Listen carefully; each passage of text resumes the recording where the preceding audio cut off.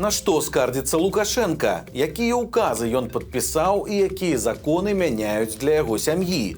А таксама, што вядома пра дзіўную трагедыю ў беларускай міліцыі? Загадкавая смерць двух маладых сілавікоў у Віцебску. Сёння раніцай у каналах Міністэрства ўнутраных спраў і лукашэнкаўскіх медыа раптам з'явілася кароткае паведамленне. Працытуем яго цалкам. Учора каля 17 гадзін у Віцебску пры выкананні службовых абавязкаў у выніку няшчаснага выпадку загінулі двое участковых інспектараў міліцыі. Як бы смерць адразу дваіх сілавікоў справа надзвычайная, але ж ніякіх падрабязнасцяў інцыдэнту праўладныя каналы не прыводзілі. Паведамлялася толькі, што гісторыя на асабістым кантролі міністра ўнутраных спраў Кубракова, а следчыя і эксперты цяпер працуюць на месцы здарэння. Праўда, зноў жа, што гэта за трагічнае здарэнне, ніхто агучваць не стаў. Але праваабаронцы з віцебскай вясны са спасылкай на свае крыніцы апублікавалі шакуючую версію падзей. Па іх словах, адзін міліцыянт выпадкова застрэліў іншага, а потым застрэліўся сам. Версія вясны наступная. Усё адбылося ў адным з райаддзелаў Віцебска. Двое маладых участковых чысцілі зброю. Абодвум міліцыянтам было каля 20 гадоў. Калі адзін з іх чысціў пісталет, той выпадкова стрэліў і трапіў у калегу, які памёр на месцы. Першы міліцыянт убачыў, што нарабіў, і там жа здзейсніў самагубства. Дакладных пацверджанняў гэтай версіі няма, але ж пазней следчы камітэт заявіў, цытата: «Асноўная версія здарэння – неасцярожнае абыходжанне з агнястрэльнай зброяй». Праўда, і тут тлумачыць, якія неасцярожныя дзеі не прывялі да гібелі адразу дваіх чалавек, сілавікі не сталі. Так што чакаем наступных афіцыйных паведамленняў. Але пакуль выглядае, што версія ад праваабаронцаў вясны пра выпадковы стрэл і самагубства вельмі падобная на праўду. Лукашенко хваліцца і скардзіцца. Мінск сёння падключылі да артызіанскай вады. Само сабою, магчымасцю лішні раз папіярыцца на гэтым скарыстаўся і Лукашенко.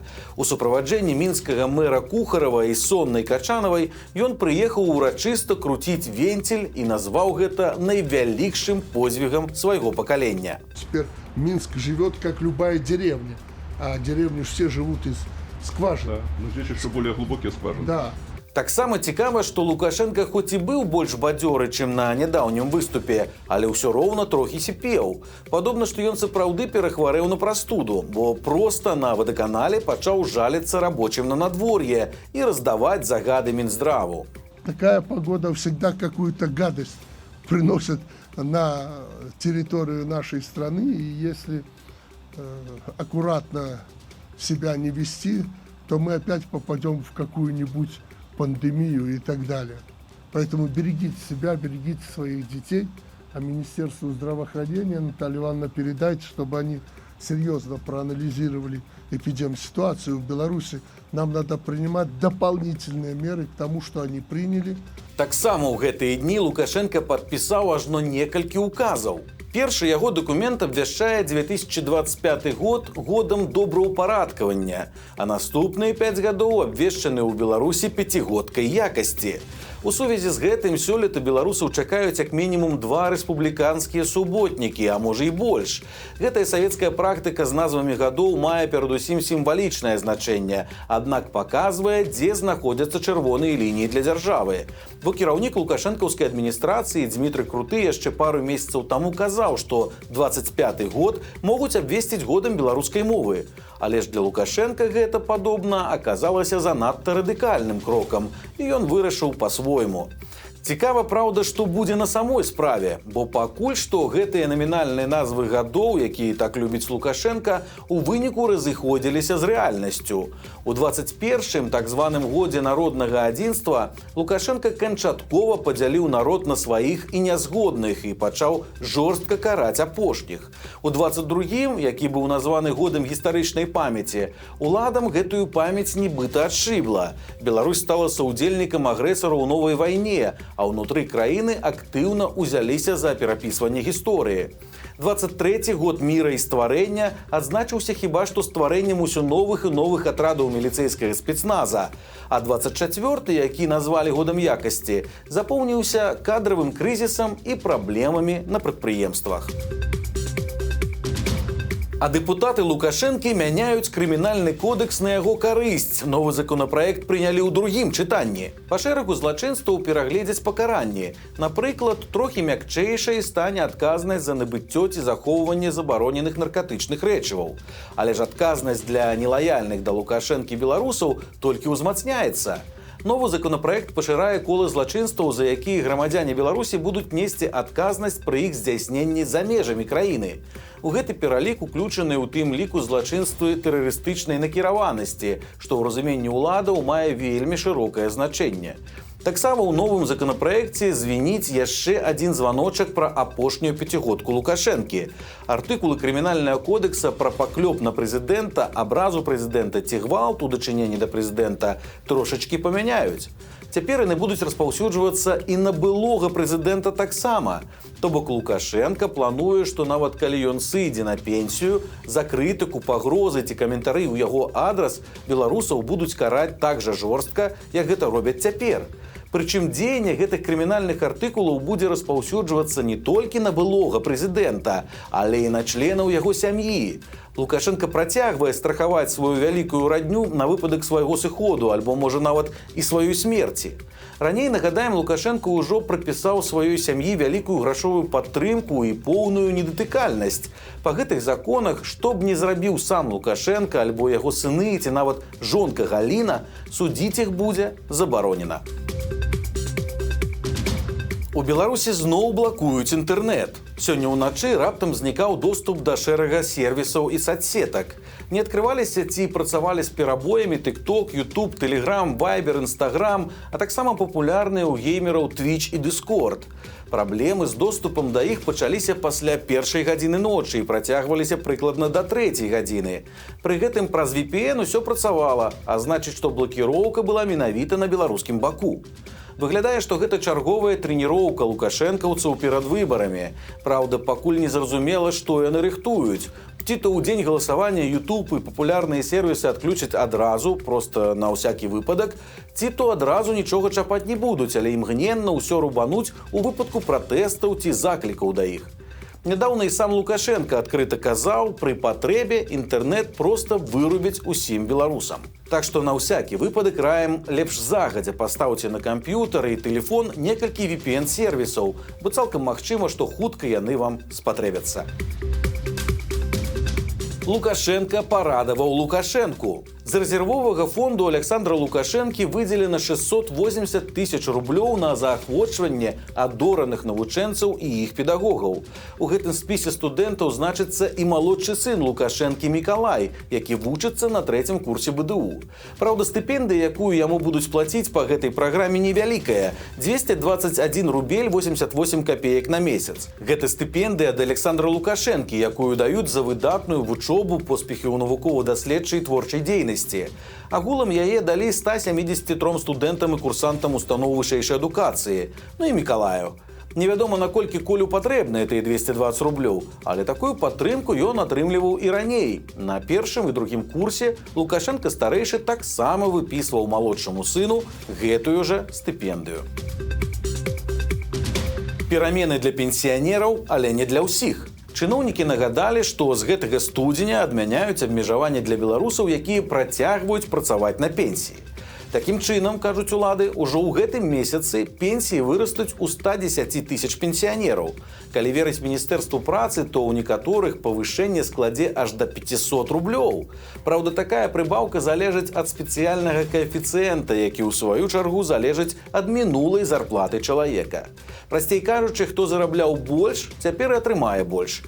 Калі гэты каэфіцыент у вас складае менш, чым 1,3, то ніякай прыбаўкі да пенсіі ў вас не будзе. Працягваецца грызня прыхільнікаў Лукашэнкі. Цяпер гродзенская даносчыца Бондарова счапілася з кіраўніком цэнтрвыбаркама Геннадзем Карпенкам. Бондарову, нагадаем, абурыла беларуская мова ў выбарчых бюлетэнях. Яна назвала рашэнне ЦВК дыскрымінацыяй рускай мовы і выказала меркаванне, што такім чынам ігнаруюцца правы рускамоўнай большасці. Чыноўнік адказаў на гэта так, маўляў, у Беларусі дзве дзяржаўныя мовы, таму праблемы тут ніякай няма. І ўвогуле назваў бондараўскія заявы непатрэбнай актыўнасцю. Але ж даносчыцу гэта толькі распаліла. Цяпер яна абяцае, што калі атрымае бюлетэнь, дзе будзе толькі беларуская мова, то будзе падаваць скаргі. Так што гэта яшчэ не канец. Запасаемся попкорнам і працягваем назіраць за гэтым шапіто. Беларускія жанчыны працягваюць прасіць дапамогі ў Лукашэнкі.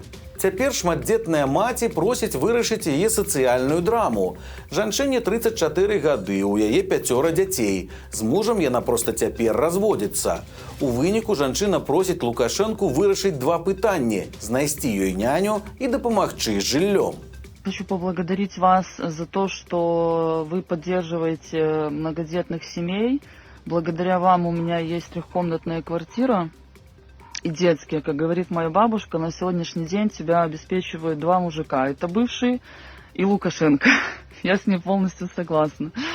Ролик сабраў ужо больш паўмільёна праглядаў. Ці заўважыў яго Лукашенко, невядома, але ў каментарах жанчына падтрымкі не знайшла. Людзі называюць яе просьбы нахабствам і раяць спачатку думаць, а пасля нараджаць такую колькасць дзяцей. Магілёўская загадка. У тыктоку выклалі відэа з вось такой незвычайнай канструкцыяй. Ці ведаеце вы адказ на пытанне разгубленага блогера? Кто из Могилева есть? Объясните, вот мы в парке. Для чего вот это приспособление? Это обувь чистить, ставить, принимать солнечные ванны, ну тоже неудобно. Это привязывать лошадь, или, или это вообще какая-то солнечная батарея деревянная. Причем везде это находится. Что это? Объясните. Для чего это? Я не могу назначение ему придумать. Аказалася, што гэтая штука незвычайная скамейка, а дакладней так званая апорная лава.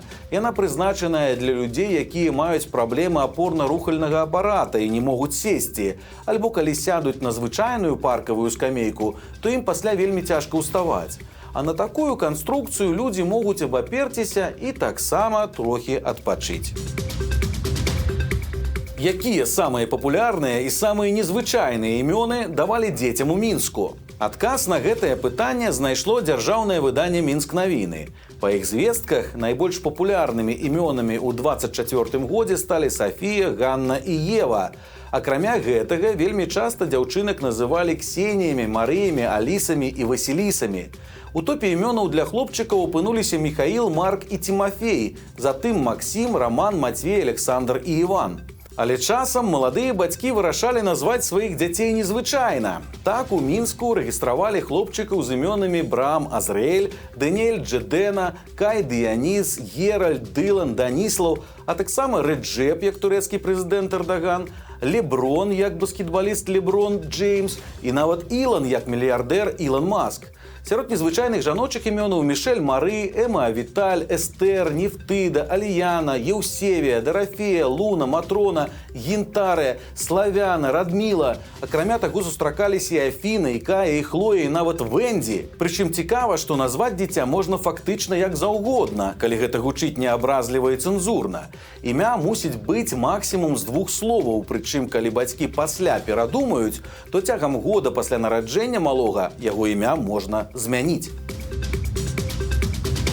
Шматдзетная мама расказала, колькі грошай траціць на сям'ю і пачала баталіі ў каментарах. Жанчына з мужам выхоўваюць 3 дзяцей. Па яе словах, на ежу сыходзіць 700-800 рублёў на месяц. На яе б'юці-працэдуры каля 80. Таксама крэдыт на кватэру, растэрміноўкі – гэта троху менш за 1200 рублёў. В итоге на нашу семью 5 человек и кошка. После всех оплат выходит 2000 белорусских рублей. Я даже не задаю вопрос, можно ли прожить на такую сумму в месяц. Я задаю вопрос, где эти 2000? Почему мы живем каждый раз от зарплаты до зарплаты? У выніку ролик сабраў 300 000 праглядаў, а ў каментарах многія людзі дзівяцца расходам і пішуць, што 2000 на такую вялікую сям'ю – гэта зусім мала. Некаторыя пішуць, што ім і 3-4 тысяч не хапае, але іншыя сумна расказваюць, што жывуць на 1000 рублёў у чацвярых. Вось такія навіны. Нагадаем, што ў нядзелю на нашым канале выйдзе чарговы цікавы сюжэт. Таму подписывайтеся, каб нічога не прапусціць, стаўце свае лайки альбо дызлайки і выказвайце заўвагі ў каментарах. Ну і, канешне, чытайце нашу Ніву, глядзіце нашу Ніву і любіце Беларусь. Сустрэнемся ў нядзелю.